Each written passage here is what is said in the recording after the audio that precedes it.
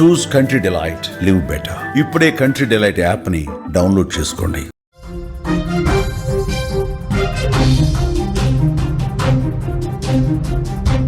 Cloud బరస్టులు, వరదలు ఉత్తరాదిని వణికించాయి. హిమాచల్, ఉత్తరాఖండ్లో భారీ విషాదం నెలకొంది. కొండ చర్యలు భారీగా విరిగిపడ్డాయి.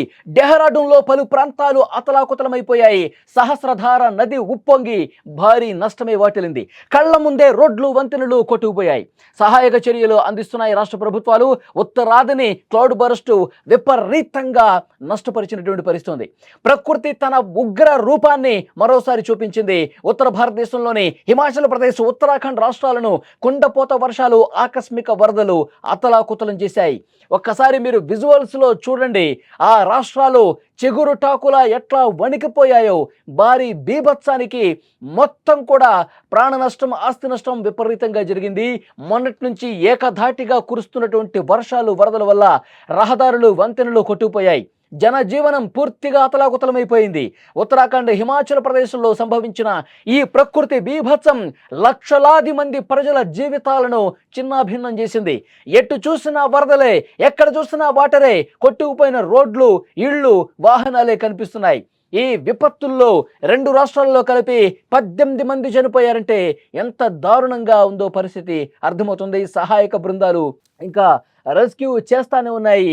ఈ ఏడాది ఈ కుంభవృష్టి వానలతో, ఈ ఏడాది ఈ క్లౌడ్ బరస్టులతో ఉత్తరాది మొత్తం కూడా గజగజ వణికిపోయిన పరిస్థితుంది. నిత్యం పర్యాటకులతో బిజీగా ఉండే ఉత్తరాఖండ్, హిమాచల్ ప్రదేశ్లు ఇప్పుడు వరద గుప్పిట్లో చిక్కుకున్నాయి. పర్యాటకానికి తీవ్రంగా ఇబ్బంది ఏర్పడింది. అక్కడికి వచ్చినటువంటి పర్యాటకులు కూడా కొట్టుకుపోయారంటే పరిస్థితి ఎంత భయానకంగా ఉందో అర్థం చేసుకోవచ్చు. అంటే వర్షాలు పడతా ఉంటే తగ్గుముఖం పడతాయి అనుకున్నారు, కానీ ఇంత క్లౌడ్ బరస్ట్ లాగా, ఈ విధంగా కుంభవృష్టిలాగా 1 గంటలోనే 20 సెంటీమీటర్ల వర్షపాతం ఒక్కసారిగా కురవటం వల్ల, ఎగువ నుంచి ఇంకా వరద ఫ్లో రావటం వల్ల, అది కొండ ప్రాంతం కావటం వల్ల పెద్ద పెద్ద బండరాళ్ళు, బురదతో, రాళ్లతో కూడినటువంటి వరద ఒక్కసారిగా కిందకు వేగంగా దూసుకురావడంతో కింద ఉన్న పర్యాటకులు మొత్తం కూడా కొట్టుకుపోయిన పరిస్థితి. కింద ఉన్నటువంటి నివాస ప్రాంతాలు మొత్తం కూడా జల సమాధి అయిపోయిన పరిస్థితి. ఇంకా బురదలో కూరుకుపోయి చాలామంది, వాళ్ళ పరిస్థితి అర్థం కావట్లేదు. వాళ్ళు అసలు బతుకున్నారో లేదో కూడా తెలియని పరిస్థితి. వాళ్ళ బురదలో కూరుకుపోయి చనిపోయి గల్లంతైపోయినటువంటి పరిస్థితి. ఇంకా ఆ మృతదేహాలకు సంబంధించిన సమాచారం కూడా లేదు. అంటే పరిస్థితి ఎంత ఎంత భయానకంగా ఉందో అర్థం చేసుకోవచ్చు. 2 రాష్ట్రాల్లో ఉన్నటువంటి పరిస్థితి మీరు చూస్తూ ఉన్నారు. సహస్రధార నది ఉగ్రరూపం దాల్చి అక్కడ ఉన్నటువంటి స్థానిక ప్రజానీకం మొత్తం కూడా ఏ విధంగా ఇబ్బంది పడ్డారో ఇక్కడ స్క్రీన్ మీద మీకు కనిపిస్తున్నటువంటి దృశ్యాలే నిదర్శనంగా ఉన్నాయి. వాహనాలు కొట్టుకుపోయాయి, అందులో మనుషులు కొట్టుకుపోయారు, రాళ్ల కింద ఇంకా సమాధి అయిపోయినటువంటి పరిస్థితి. అంత భయానకమైనటువంటి దృశ్యాలు ఇప్పుడు అక్కడ కనిపిస్తూ ఉన్నాయి. మోగ జీవాలు కూడా బతకలేనటువంటి సిచ్యువేషన్ అక్కడ కనిపిస్తోంది. గత సోమవారం రాత్రి నుంచి కూడా మంగళవారం తెల్లవారుజాము వరకు కురిసినటువంటి కుండపోత వర్షాలు, ఆకస్మిక వరదలు ఈ 2 రాష్ట్రాల్లో తీవ్ర విషాదమే మిగిల్చిన పరిస్థితి. ఉత్తరాఖండ్ రాజధాని డెహ్రాడూన్ అయితే గజ గజ గజ వణికిపోయింది. డెహ్రాడూన్లో పరిస్థితులు ఎంత దారుణంగా ఉన్నాయంటే మొత్తం నామరూపాలు లేకుండా పోయింది. డెహ్రాడూన్ అసలు ఇది డెహ్రాడూనేనా, గతంలో మనం చూసిన డెహ్రాడూనేనా అని అక్కడ పరిస్థితి చూస్తే అర్థమవుతుంది. ఇంకా సోమవారం రాత్రి కురిసినటువంటి భారీ వర్షానికి అక్కడ ఉన్నటువంటి స్థానికంగా సహస్రధార నది కావచ్చు, అక్కడ వాగులు కావచ్చు, విపరీతంగా పొంగి ప్రవహిస్తూ ఉన్నాయి. హోటళ్లలోకి, దుకాణాల్లో కూడా వరద నీరు, బురద నీరు వచ్చి భారీగా నష్టాన్ని మిగిల్చింది. మాల్దేవతా ప్రాంతంలో ఏకంగా 100 మీటర్ల పొడవైన రోడ్డు వరదకు పూర్తిగా కొట్టుకుపోయింది. పలు గ్రామాలకు రాకపోకలు పూర్తిగా నిలిచిపోయాయి. ఒక గ్రామం నుంచి ఇంకో గ్రామానికి వెళ్ళలేని పరిస్థితి. అసలు బయటకు రావాలంటే భయపడే పరిస్థితి ఏర్పడింది. అంత దారుణమైనటువంటి, విషాదకరమైనటువంటి ఘటన డెహ్రాడూన్లోని నందాకీ చౌకీ వద్ద చోటు చేసుకుంది. ట్యాన్స్ నదిని ట్రాక్టర్లో దాటుతుండగా వచ్చిన వరదలో ఉత్తరప్రదేశ్కు చెందినటువంటి 15 మంది కొట్టుకుపోయారు. ఈ ఘటనలో అందరూ చనిపోయినట్టు అధికారులు నిర్ధారించినట్లుగా సమాచారం వస్తుంది. ఇక ఇది కాక వివిధ ఘటనల్లో చాలామంది కూడా ఇబ్బందికర పరిస్థితి ఎదుర్కొన్నారు. ఒక 3 అయితే ప్రాణాలు కోల్పోయినట్టుగా సమాచారం వస్తుంది. వారి కోసం ఎన్డీఆర్ఎఫ్, ఎస్డీఆర్ఎఫ్ బృందాలు కూడా గాలింపు చర్యలు చేపట్టినటువంటి పరిస్థితి. ఒక్కసారి మీరు స్క్రీన్ మీద దృశ్యాలు చూడండి. అందరూ కొట్టుకుపోతున్నటువంటి దృశ్యాలు. ఒడ్డున ఉన్న వాళ్ళు రక్షించలేని పరిస్థితి ఏర్పడుతుంది. ఒక్కసారి ఆ విజువల్ చూడండి. మొత్తం ఆ వరదలోనే కొట్టుకుపోతూ ఉన్నారు. ఇటు పక్కన వాళ్ళు రక్షించడానికి ఇక ప్రయత్నం కూడా చేయలేని పరిస్థితి. ఎందుకంటే ఆ వరద చూడండి, ఆ వేగంగా వచ్చేటువంటి ఆ ఫ్లో చూడండి.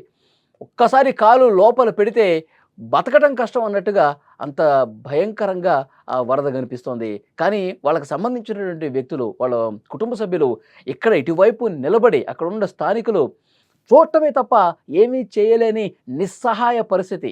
అంత భయంకరంగా ఆ వరదలో వాళ్ళు కొట్టుకుపోతున్నారు.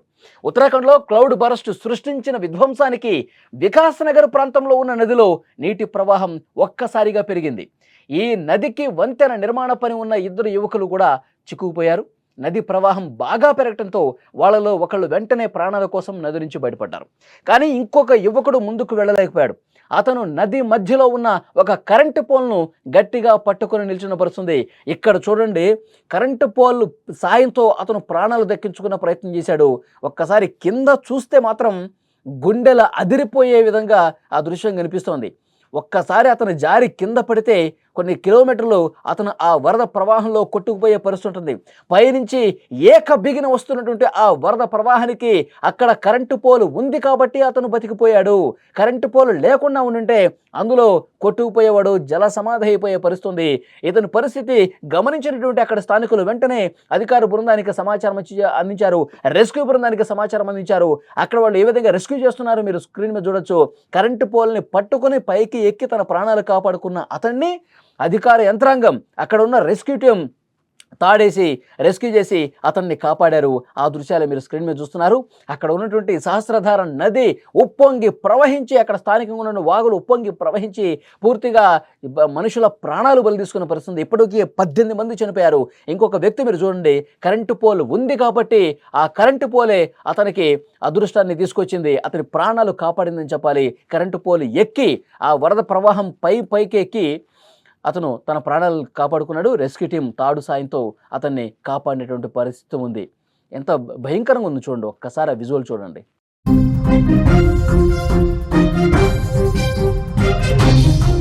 ఒక డ్రోన్ సాయంతో తాడు పంపించి అతన్ని కాపాడారు. విజువల్స్ చూస్తూ ఉన్నారు. అతను ఇక నాకు ఈ రోజే చివరి రోజు అనుకున్నాడు. అంత భయంకరంగా వరద కనిపిస్తోంది. ఆ పోల్ లేకపోతే నిజంగా ప్రాణాలు దక్కేవి కాదు.